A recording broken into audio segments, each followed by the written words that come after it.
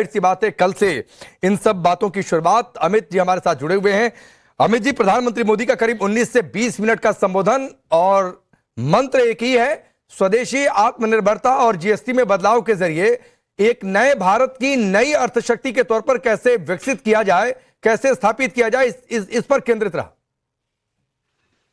देखिए, मुझे लगता है ये अपने आप में एक जैसे कि हालांकि प्रधानमंत्री जब संबोधित कर रहे हैं देश को, तो उम्मीदें बहुत होती है कि वो क्या बोलेंगे, इसको लेकर लोग कयास लगाते हैं। लेकिन आज स्थिति थोड़ी पहले से साफ थी, मुझे लगता है। और ये बात का जिक्र हम लोग पहले से कर रहे थे कि जीएसटी में जिस तरह एक बहुत बड़ा फैसला है, मुझे लगता है पिछले कुछ सालों में जो आम लोगों को राहत देने के लिए जिस तरह का फैसला इस साल 2 बड़े फैसले हुए हैं। अगर आप देखिए तो जो टैक्स स्लैब में चेंजेस और इसके बाद जीएसटी में जो ये फैसला है, जो नेक्स्ट जनरेशन रिफॉर्म्स है, तो ये 2 बहुत बड़े फैसले हैं। और इसीलिए उनका जो संबोधन था, ये उम्मीद की जा रही थी उससे इर्द गिर्द होगा, स्वदेशी और आत्मनिर्भर भारत की तरफ होगा। और मुझे लगता है ये मौका भी था, ये मौका है। प्रधानमंत्री हमेशा आपदा में अवसर को तरजीह देते रहे हैं। और ये आपदा का वक्त था जब पूरी दुनिया में एक तरह से आर्थिक रूप से दबाने की कोशिश थी। तो इसको ताकत के तौर पर, वो ताकत जो कि भारत की जो अर्थव्यवस्था को मजबूत करने वाली जो पॉपुलेशन है, जो भारत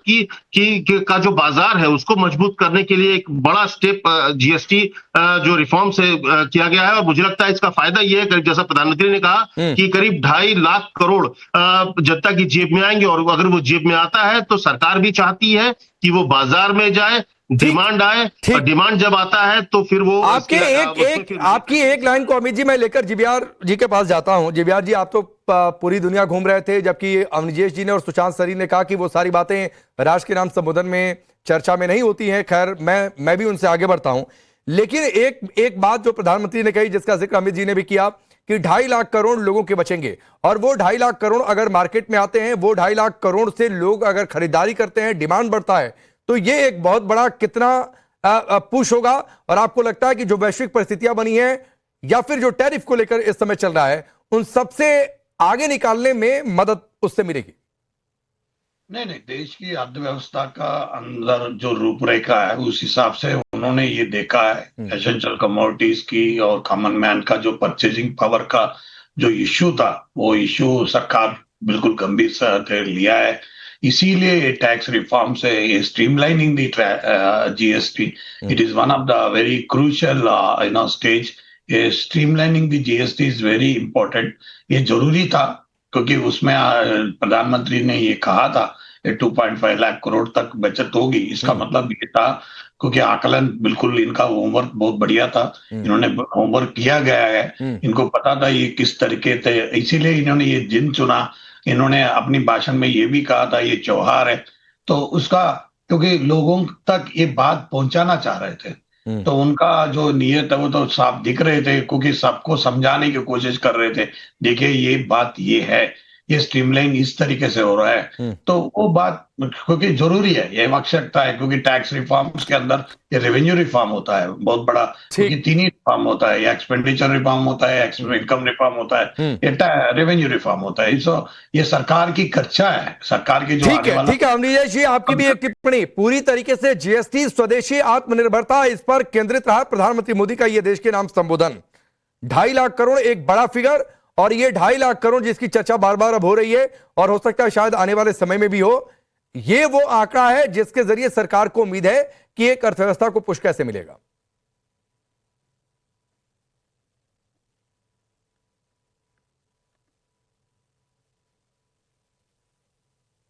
आवाज नहीं आ रही है अवनीश जी, अनम्यूट कर लीजिएगा।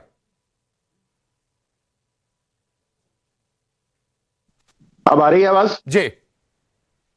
प्रधानमंत्री ने हमेशा कहा है कि चुनौतियों में उनकी शक्ति कई सीमा तक, कई गुना बढ़ जाती है। जिस तरीके से पिछले दिनों भारत पाकिस्तान के बीच में लेकर के जो बातें हुई अमेरिकन राष्ट्रपति द्वारा, और जिस तरीके से टैरिफ की बात चली, उसमें निश्चित रूप से प्रधानमंत्री ने इसको एक चुनौती के रूप में लिया। और भारतीय अर्थव्यवस्था जो आज से 10 साल पहले फ्रेजाइल 5 में थी, वो आज टॉप 4th में पहुंच गई है। ये कम बड़ी उपलब्धि नहीं है, ये लोग समझें या ना समझें, लेकिन ये बहुत बड़ी उपलब्धि है जो फ्रेजाइल 5 से टॉप चौथी आर्थिक स्थिति तक पहुंचे। आज सबसे बड़ी बात यह राकेश, जिस तरीके से उन्होंने कहा, मैंने कहा था कि वास्तव में प्रधानमंत्री जनता से सीधे संवाद करके एमएसएमई अपने जिले में, अपने देश में बनी चीजों के खरीदने पे, और साथ साथ दुकानदारों को ये अपील करना कि यहाँ पर लगाएं कि यहाँ पर स्वदेशी माल बिकता है। ये जो संवाद है उनका, ये वास्तव में भारत की अर्थव्यवस्था में, आत्मनिर्भरता में और स्वदेशी के उपयोग में एक मील का पत्थर साबित होने वाला है। ठीक है, पुलकित हमारे साथ जुड़े हुए हैं। उसके बाद अवधेश जी आपके पास आता हूं। पुलकित, आप पीछे मुड़कर देख रहे हैं, लोग हैं कि आपके पास, जरा लोगों की प्रतिक्रिया लीजिए प्रधानमंत्री के संबोधन पर। और देखिए, लोग से ज्यादा मैं दुकान पे हूँ, जहाँ वो स्वदेशी की बात कर रहे थे, तो दुकान पे मैं सामान देख रहा था कि कहाँ से बना हुआ है। तो मेड इन इंडिया का जैसे ही लोगो देखते हो, वो आप शेर देखते हैं, तो आपको लगता है कि हाँ, दुकान में ज्यादातर सामान मेड इन इंडिया है। तो स्वदेशी की तरफ बढ़ रही है दुकानें। बिल्कुल स्वदेशी तरफ बढ़ रही है। आपकी दुकान में जो सामान मैं देख पा रहा हूँ, उनमें कितने % भारत का सामान? 90% भारत का सामान। 90% भारत का? जी। 10% की भी उम्मीद करते हैं कि आने वाले दिनों में 10%? बिल्कुल ऐसा संभव है। जीएसटी की दरों का जिक्र प्रधानमंत्री ने किया कि जो कम हुई है, डेली मर्रा की जो चीजें हैं जो आपकी दुकान पे नजर आ रही है, उनकी कीमतें कम होंगी। 5% कम करने का कहा है। देखिए, अब कल से स्लैब आएगा, अब सब कुछ पता चलेगा सामने। हाँ, वो तो आ भी गया है खैर कि क्या क्या चीजों पे कम हो रहा है। हाँ, पर अभी तक तो ऐसा नहीं हुआ है, कल से पता चल जाएगा। कल से रेट आप रिवाइज हो जाएंगे। दूसरी सबसे बड़ी बात, 12 लाख रुपए तक छूट की बात प्रधानमंत्री ने की थी, जो टैक्स स्लैब बदले गए थे। उसका फायदा दुकानदारों को दिख रहा है कि क्या लोग ज्यादा आते हैं, या वो बचत जो हुई घरों में उसका जिक्र करते हैं? बिल्कुल ऐसा लग तो रहा है, पर उम्मीद करते हैं आगे कल से और ज्यादा पता चलेगा इस बारे में। और ज्यादा पता चलेगा। देखिए, स्वदेशी का जिक्र प्रधानमंत्री कर रहे थे, नवरात्रे शुरू हो रहे हैं, तीनों चीज जो हम लोग पहले बात कर रहे थे, चर्चा कि प्रधानमंत्री आपके पास आता हूं। अवधेश जी चर्चा कर रहे थे कि प्रधानमंत्री कनेक्ट करते हैं, लोगों को मोटिवेट कैसे करना है, या फिर अपनी बात को लोगों तक आसान भाषा में पहुंचा कैसे देना है, इसकी कला प्रधानमंत्री को पता है। और शायद इसीलिए प्रधानमंत्री मोदी ने एक बात का जिक्र किया कि गरीबों की बारी है, उन्हें डबल बोनस मिल रहा है। जीएसटी कम होने से घर बनाना आसान होगा, टीवी, फ्रिज, बाइक, स्कूटर में कम खर्च करना होगा, घूमना फिरना भी सस्ता होगा, सारी चीजें सस्ती हो रही हैं, इसलिए डबल बोनांजा ऑफर, त्योहारों का मौसम है, कई सारी सेल्स भी शुरू हो रही हैं। इन सब के बीच में इस शब्द का इस्तेमाल किया पीएम ने।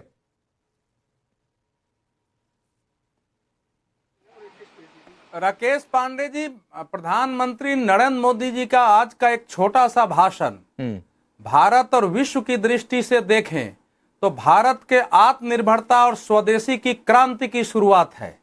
भारत के अंदर के लोगों को, विरोधियों को, विदेशियों को भी प्रधानमंत्री ने अपने भाषण से बिना नाम लिए हुए, बिना कोई उत्तर दिए हुए ये बता दिया है कि भारत कमर कस चुका है। हमने ऐसे शुरुआत नहीं की है, हमने इनकम टैक्स में छूट दिया है, इस बीच में 25 करोड़ लोगों को गरीबी से निकाला है।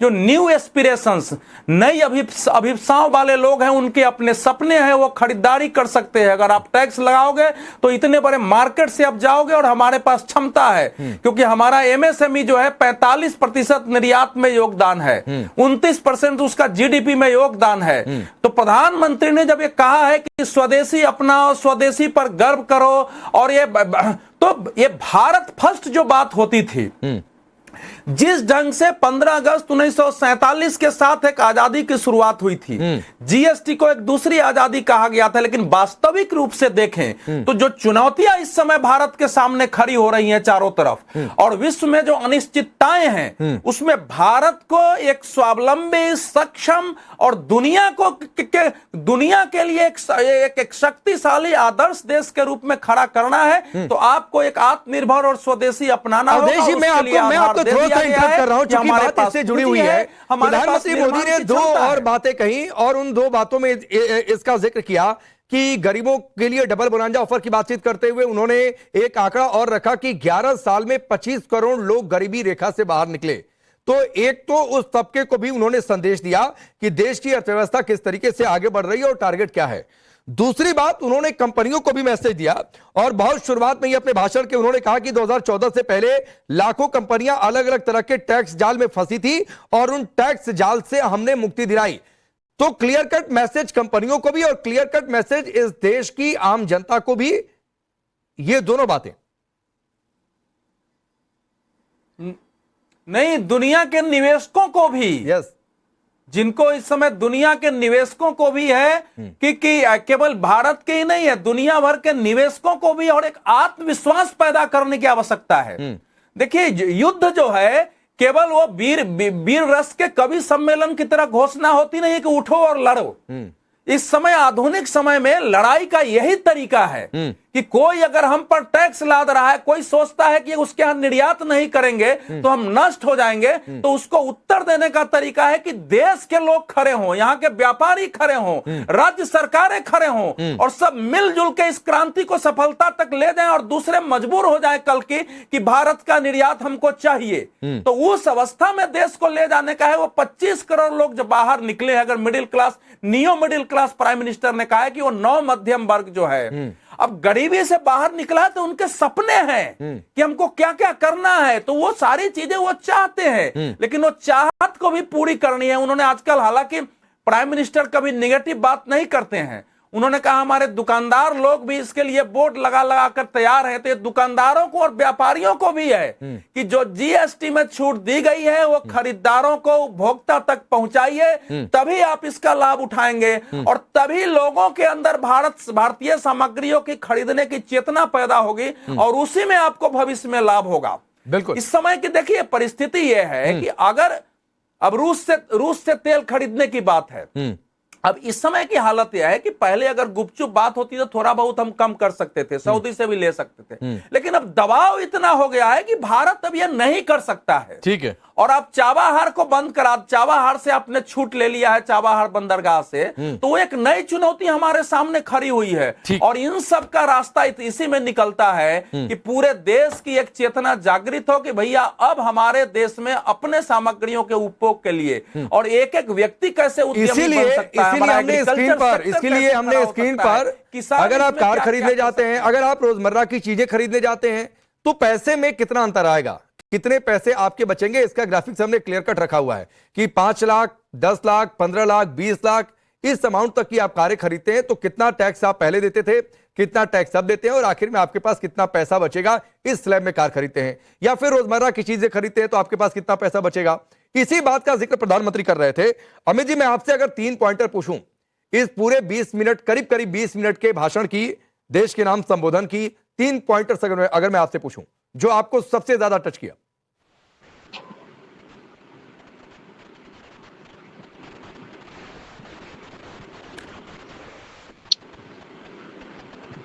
मुझसे जी अमित जी, आपसे पूछा।